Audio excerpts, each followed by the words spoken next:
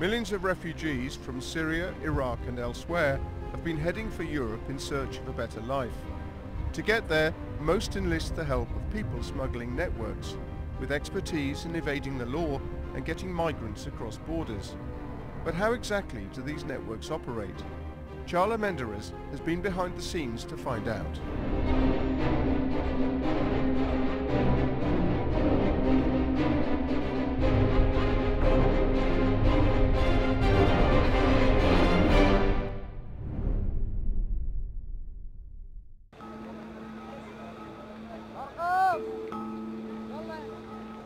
Persecution, conflict, and poverty drove over 1 million people to leave their home countries and seek safety in Europe last year. Half were Syrians fleeing the war in their country. The majority took the perilous journey by sea from Turkey to Greece. Nearly 4,000 are believed to have drowned in the attempt. Meanwhile, tens of thousands of others crossed by land from Turkey into Bulgaria and Greece. Whichever route they took, virtually all of these refugees had one thing in common. They paid people smugglers to get them into Europe.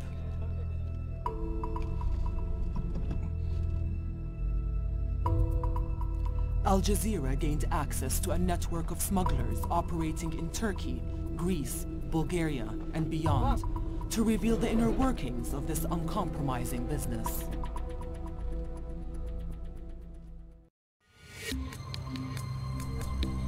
For decades, if not centuries, the city of Istanbul has acted as a staging post for those from Asia, the Middle East, and even Africa, hoping to enter Europe in search of a better life. Recep has been operating here as a people smuggler for 20 years and is now the Istanbul boss for a large organized network.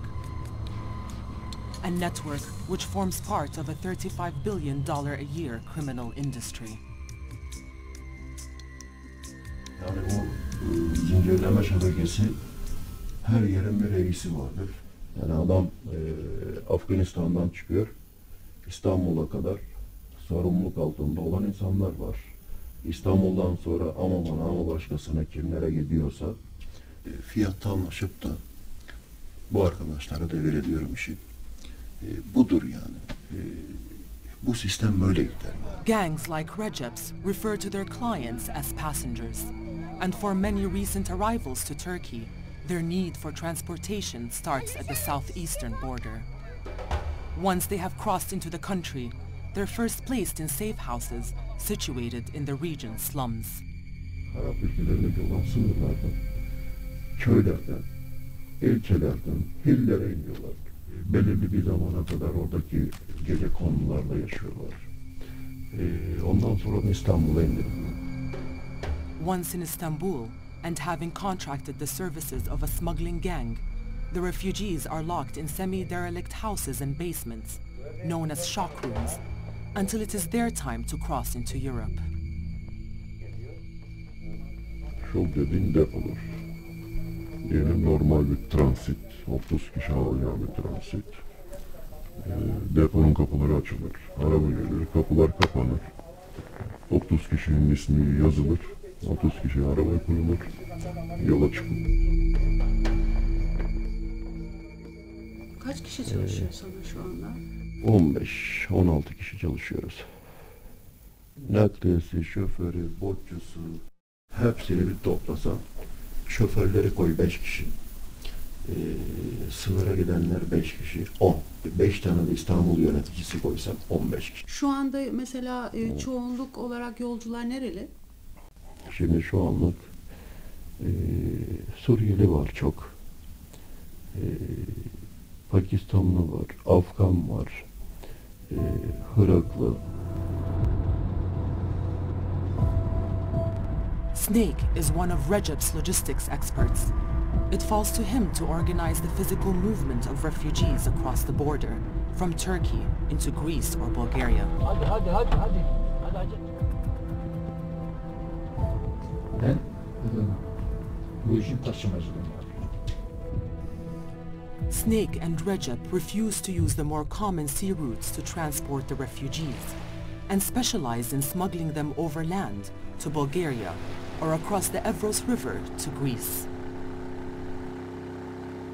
Ben kendim deniz işi yapmıyorum. Yani insanların ölümüne sebebiyet vermek istemiyorum. Meriç güvenli bir yer. Yani bazı yerde 20 metre, bazı yerde en fazla maksimum 50 metre uzunluğunda bir nehir yani. But even the river crossing can be perilous at times. Yıllardır sadece bir olay oldu. O da botun batmasından kaynaklandı. Enhanced safety comes at a price, one many refugees fleeing war simply cannot afford.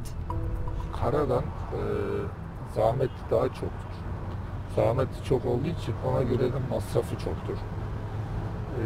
Yani 2200-2500'e giden bir yolcu denizden 500 dolara gidiyorlar. Arada yani bayağı fark var yani. Ondan denizde daha çok talep var. But, Snake says, his network and its practices have also changed dramatically over the last year, owing to the huge influx of Syrian refugees and the Turkish government's apparent willingness to allow them free passage across the country. Ya şimdi eskide biz kaçakçılık, göçmen kaçakçılığı gizli yapılıyor. Şimdi aleni olmuş. Adam gidiyor Aksaray'ın, İstanbul Aksaray'ın göbeğinde minibüsü yanaştırıyor, yolcuları dolduruyor, çıkıyor. Peki niye oldu bu böyle? Niye bu... Serbestlik olduğu için oldu yani. Şimdi serbest, rahat ulaştıkları için kaçakçılar da biraz rahat davranıyor. The Syrian influx also made 2015 the network's most lucrative year to date. Ya işlerimiz tabii ki daha yoğun oldu. Yani bu işi yapanlar tabii ki daha çok para kazandı. Eski yıllara göre %50 daha çok fazla kazandı. Shortly after we began filming with the gang, Snake was told of a new group of passengers waiting in a nearby shock room to be smuggled into Europe. He agreed to secretly film his meeting with the local boss in charge of this group and to allow our cameras to follow their journey as far as the border.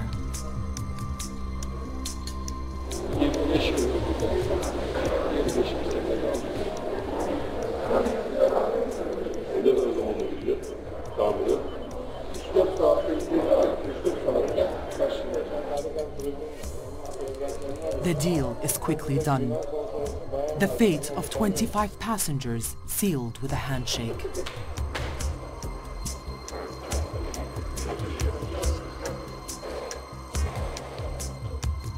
To explain how it all works, Recep told us how he would typically smuggle refugees for one of his network's Iraqi bosses. Buradaki Iraklı beni arıyor. Muhammed diyor, yolcular yola çıktı. Bak 30 tane insan sana gönderiyorum. Ben ona bir fiyat veriyorum. Tamam diyor. Ve buradaki patron işi bana veriyor ve yola çıkıp gidiyoruz. Ve sınırdan geçtiği zaman bizim işimiz bitiyor yani.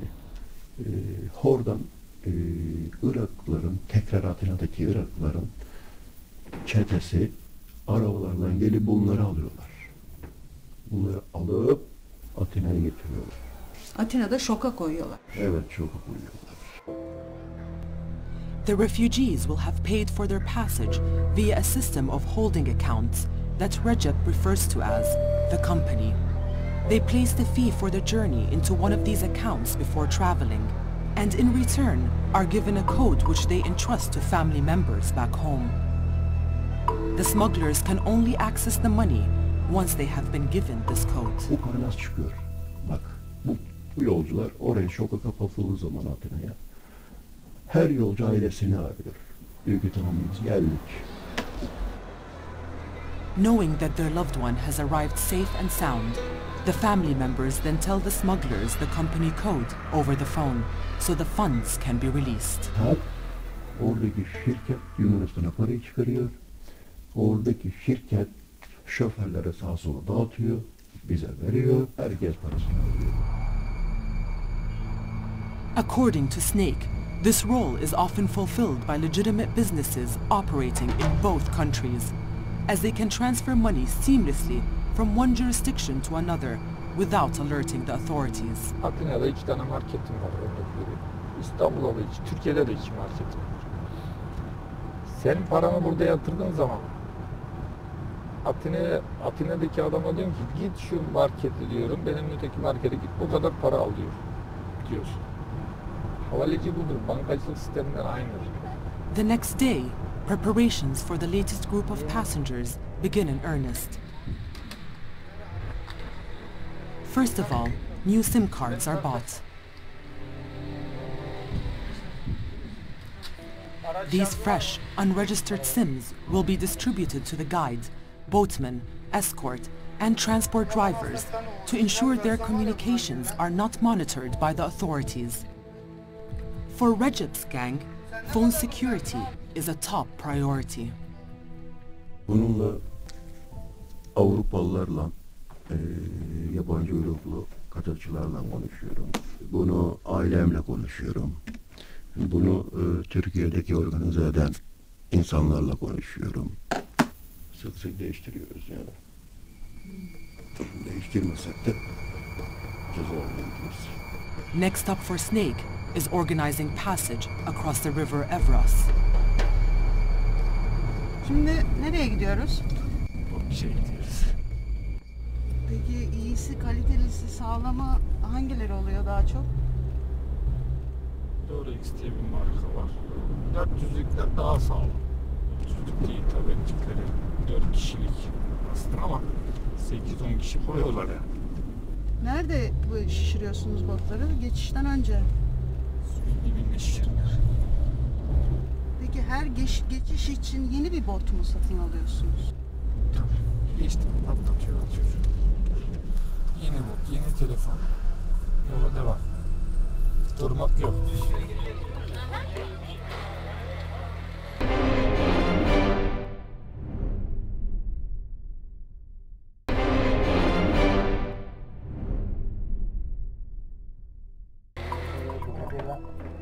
That night, everything is set.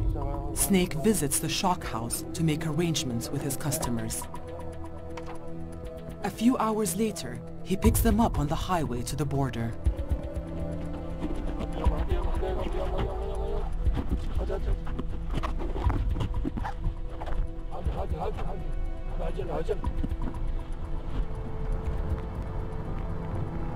They travel in convoy, 2 minivans packed with nervous migrants and refugees. Throughout the journey, Snake gives directions over the telephone to his counterpart in the other vehicle. Sen biraz naz, yalnız viraja dikkat dönüş yapacaksın yerden. Tamam sen git ben arayacağım sen git ben arayacağım In the back of each van, the passengers have to trust they are really heading to a quiet spot on the banks of the River Evros and a boat trip to Europe. On arrival at the secret location, Snake slows and waits for the other vehicle to pass by. Geç yanımda dur indir.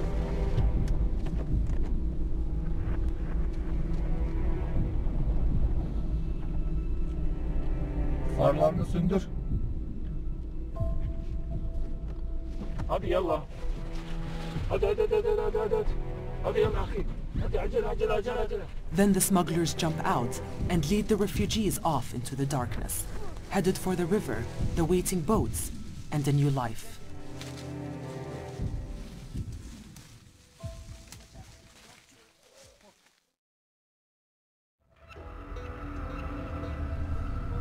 For many, if not all of the network's passengers, crossing the border from Turkey into Greece or Bulgaria is just the beginning of their journey. On arrival in Europe, a new link in the smuggling chain, run by this man Sami, will move them on to their next destination. Όταν έρχεται από την Τουρκία π.χ. Από την Τουρκία θα έχει κάνει συμφωνία με κάποιον να το βγάλει π.χ. μέχρι τη Γερμανία ας πούμε. Και θα έχει κάνει τη συμφωνία από την Τουρκία ως τη Γερμανία. Φτάνει εδώ, δίνει τα μισά λεπτά Ο άλλος από την Τουρκία έχει κάποιον εδώ, έχει ένα κονέ που να τους πιάσει να τους βάλει σε ένα σπίτι και μετά να κάνει τη δουλειά τους και να τους βγάλει μέχρι τη Γερμανία. While for some, this might involve more covert border crossings, perhaps stowed away in the back of a truck, Sami offers wealthier clients. Εσύ τι θες να σου φτιάξω, τι θες. Θες διαβατήριο, θες ταυτότητα, από ποια χώρα θες να είναι. Από ό,τι να είναι, να μην έχω κανένα πρόβλημα στο αεροδρόμιο και να περάσω. Εγώ θα ξοδέψω λεφτά για να φτιάξω, να αγοράσω διαβατήριο, να στο αλλάξω, να στο κάνω, να στο κάνω και μετά μην μου λες ότι δεν το θέλω, γιατί αν μου λες δεν το θέλω, μετά εγώ έχω χάσει λεφτά.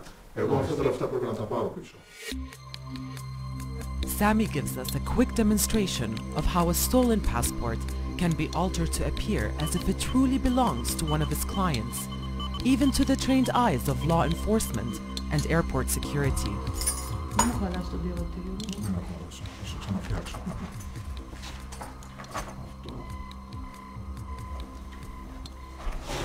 Θα ανοίγω από εδώ, στα δύο. Ανοίγω. Ανοίγεις, φαίνεται εκεί που είναι τη φωτογραφία. Καταρχήν δεν υπάρχει μόνο μια φωτογραφία, υπάρχουν δύο φωτογραφίες σε αυτό το διαβατήριο. Εδώ βλέπεις τη φωτογραφία σου.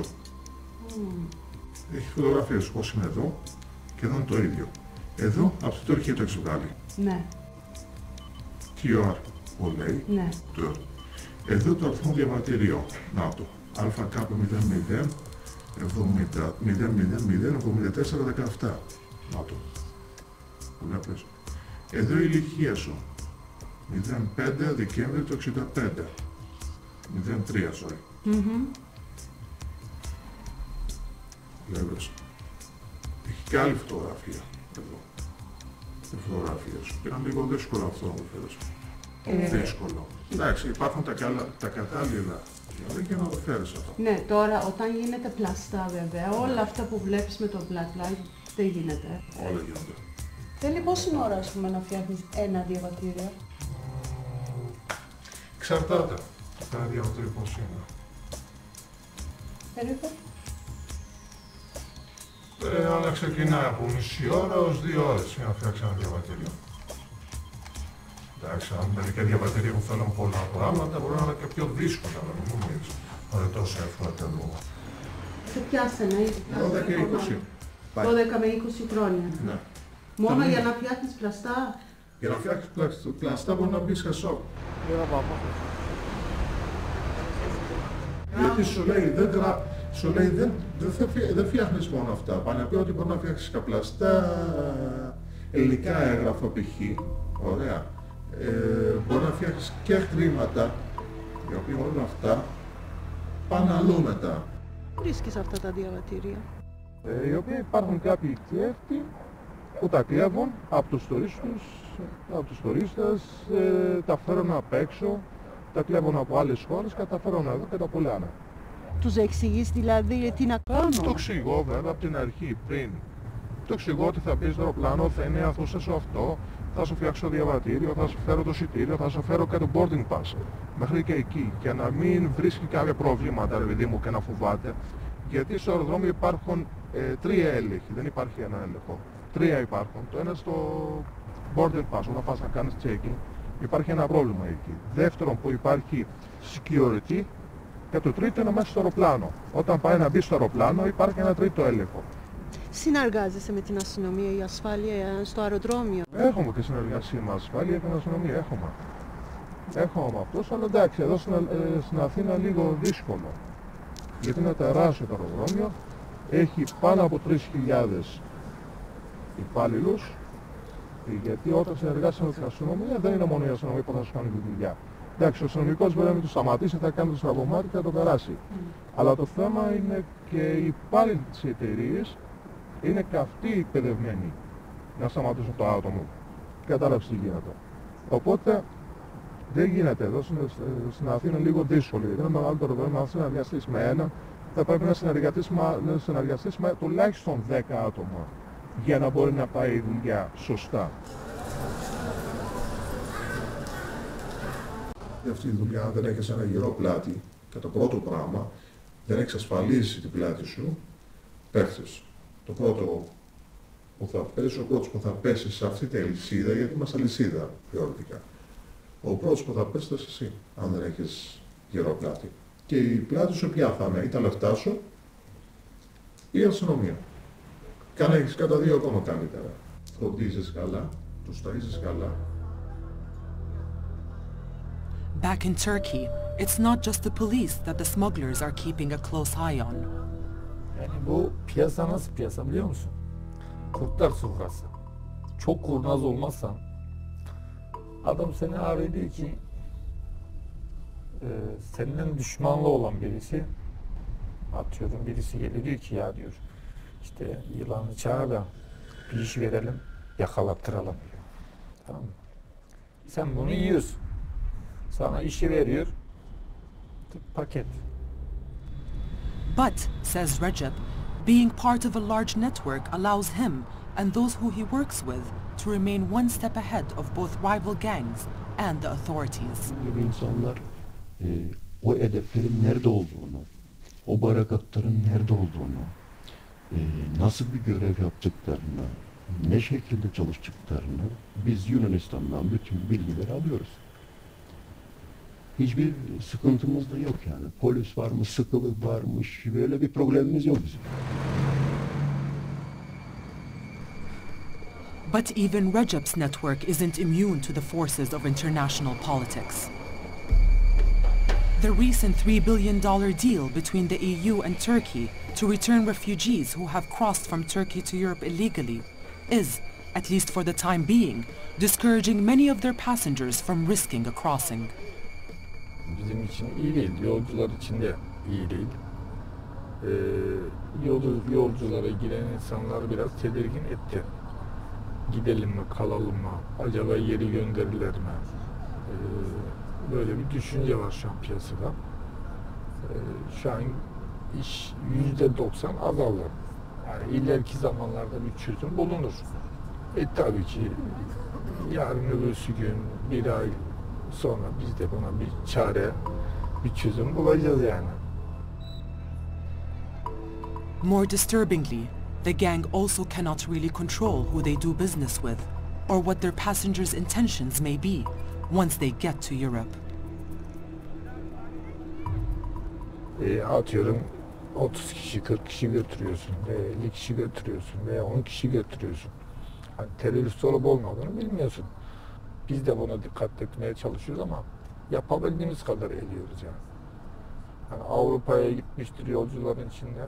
Götüren insan ne olduğunu bilmiyor. Yani getirip hepsinin GBT'sini çekecek, bilgilerini alacak bir imkanımız da yok. Böyle bir hakkımız da yok yani. Gitmek isteyen mültecidir. Biz de götürürüz. İçine gitmiş midir? Gitmiştir mutlaka. Bilemiyoruz. But whatever challenges they currently face, the smugglers have no intention of giving up their trade. Tel de örseler sınıra, termal kameralar da kullansa, helikopterler de kullansa, 1800 polis değil, 5000 polis sınıra bile getirse bu iş bitmez. Come to help us, please! Help us! Yellow bus, please! Yellow bus, please! Bounced between ruthless smugglers and the agendas of political leaders are desperate people, mostly fleeing war and persecution. A genuine humanitarian solution to their plight is found. Unscrupulous opportunists will always find gaps in the system to exploit, and the refugees will keep on crossing.